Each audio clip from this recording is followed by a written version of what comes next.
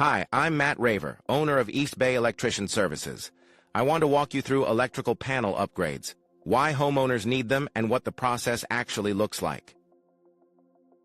Most panel upgrades come down to one of three things: capacity, safety, or an insurance requirement. A lot of older Oakland homes are still running on 100-amp electrical service.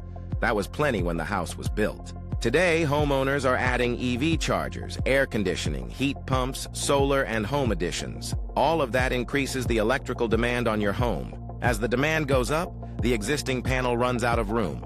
A 200-amp panel upgrade is usually the right answer. The second reason is safety. We still find federal Pacific and Zinsco panels throughout the East Bay. These older panels have a history of breakers that don't always trip the way they're supposed to, creating a potential safety hazard. We also see corrosion, water damage, overheated connections, and loose wiring. Sometimes you don't know there's a problem until the panel cover comes off. The third reason is insurance, or a real estate requirement.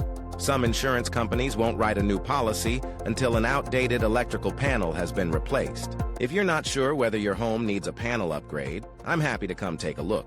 Call me at 510-467-0856.